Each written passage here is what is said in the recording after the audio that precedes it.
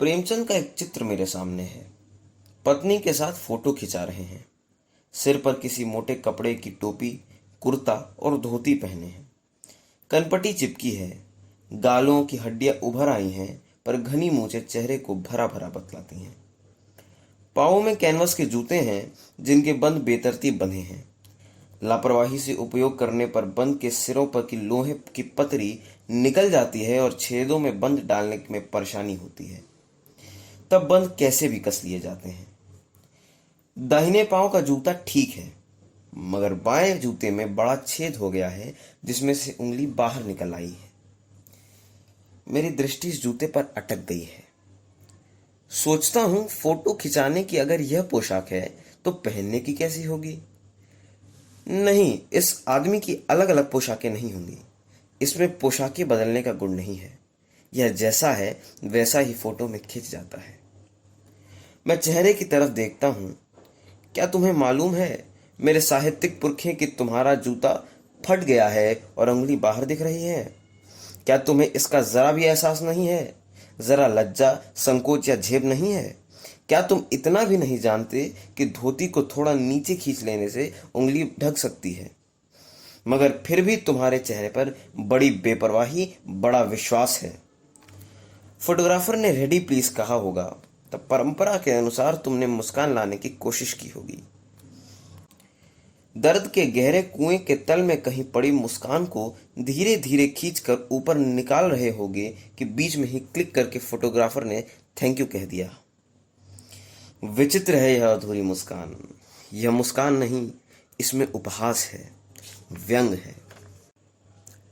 यह कैसा आदमी है जो खुद तो फटे जूते पहने फोटो खिंचा रहा है, पर किसी पर हंस भी रहा है। फोटो ही खिंचाना था तो ठीक जूते पहन लेते या न खिंचाते। फोटो न खिंचाने से क्या बिगड़ता था? शायद पत्नी का आग्रह रहा हो और तुम अच्छा चल भाई कहकर बैठ गए होगे। मगर यह कितनी बड़ी ट्रेजेडी है कि आदमी के पास फोटो खिंचाने को भी जूता न हो।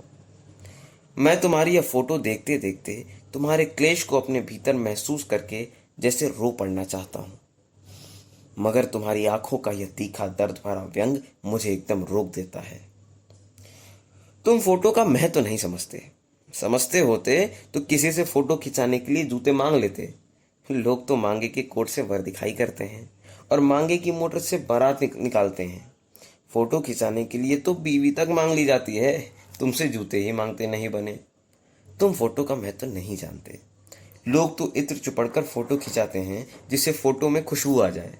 गंदे से गंदे आदमी की फोटो भी खुशबू देती है। टोपी 8 आने में मिल जाती है और जूते उस जमाने में भी 5 रुपए से कम क्या मिलते होंगे। जूता हमेशा टोपी से कीमती रहा है। अब तो जूते की कीमत और बढ़ गई है और एक जूते पर 25 टोपियों न्यौछावर होती हैं। तुम भी जूते और टोपी के आनुपातिक मूल्य के मारे हुए थे। यह विडंबना मुझे इतनी तीव्रता से पहले कभी नहीं चुभी जितनी आज चुभ रही है, जब मैं तुम्हारा फटा जूता देख रहा हूं। तुम महान कथाकार, उपन्यास सम्राट, युग प्रवर्तक, जाने क्या क्या कहलाते थे, मगर फोटो में भी तुम्हारा जूता फटा हुआ है। मेरा जूता भी कोई अच्छा नहीं है। यूं ऊपर से अच्छा दिखता है, उंगली बाहर नहीं निकलती, पर अंगूठे के नीचे तला फट गया है। अंगूठा जमीन से घिसता है और पैनी मिट्टी पर कभी रगड़ खाकर लहूलुहान भी हो जाता है। पूरा तला गिर जाएगा, पूरा पंजा छिल जाएगा, मगर उंगली बाहर नहीं दिखेगी। तुम्हारी उंगली दिखती है पर पांव सुरक्षित है। मेरी उंगली ढकी है पर पंजा नीचे घिसा जा रहा है। तुम पर्दे का महत्व ही नहीं जानते। हम पर्दे पर कुर्बान हो रहे हैं। तुम फटा जूता बड़े ठाठ से पहने हो। मैं ऐसे नहीं पहन सकता। फोटो तो जिंदगी भर इस तरह नहीं खिंचाऊं, चाहे कोई जीवनी बिना फोटो के ही छाप दे।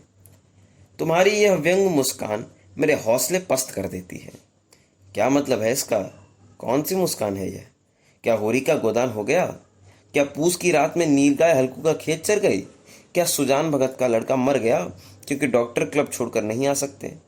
नहीं, मुझे लगता है माधो औरत के कफन के चंदे की शराब पी गया। वही मुस्कान मालूम होती है। मैं तुम्हारा जूता फिर देखता हूं। कैसे फट गया यह? मेरी जनता के लेखक, क्या बहुत चक्कर काटते रहे? क्या बनिए के तगादे से बचने के लिए मील दो मील का चक्कर लगाकर घर लौट रहे? चक्कर लगाने से जूता फटता नहीं है, घिस जाता है। कुंभन दास का जूता भी फतेहपुर सिकरी जाने आने में घिस गया था। उसे बड़ा पछतावा हुआ। उसने कहा, आवत जात पनैया घिस गई, बिसर गयो हरिनाम।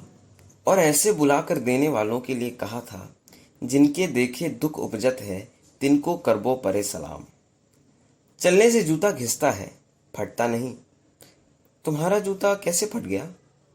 मुझे लगता है तुम किसी सख्त चीज को ठोकर मारते रहे हो, कोई चीज जो परत पर परत सदियों से जम गई है।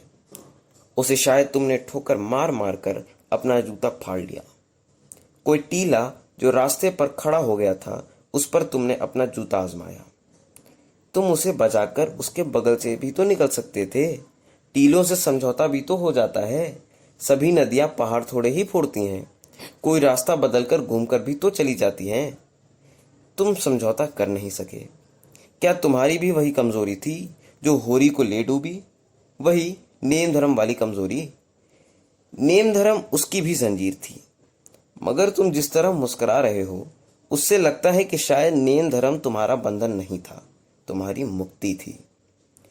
तुम्हारी यह पांव की उंगली मुझे संकेत करती सी लगती है, जिसे तुम घृणित समझते हो। उसकी तरफ हाथ की नहीं, पांव की उंगली से इशारा करते हो। तुम क्या उसकी तरफ इशारा कर रहे हो जिसे ठोकर मारते मारते तुम ना जूता फाड़ लिया? मैं समझता हूं, तुम्हारी अंगुली का इशारा भी समझता हूं और व्यंग मुस्कान भी समझता हूं। तुम मुझ पर या हम सभी पर हंस रहे हो, उन पर जो उंगली छुपाए और तलुआ घिसाए चल रहे हैं, उन पर जो टीले को बरका कर बाजू से निकल रहे हैं। तुम कह रहे हो, मैंने तो ठोकर मार मार कर जूता फाड़ लिया, उंगली बाहर निकल आई पर पांव बच रहा है और मैं चलता रहा। मगर तुम उंगली को ढांकने की चिंता में तलुए का नाश कर रहे हो। तुम चलोगे कैसे? मैं समझता हूं, मैं तुम्हारे फटे जूते की बात समझता हूं, उंगली का इशारा समझता हूं, तुम्हारी व्यंग मुस्कान समझता हूं।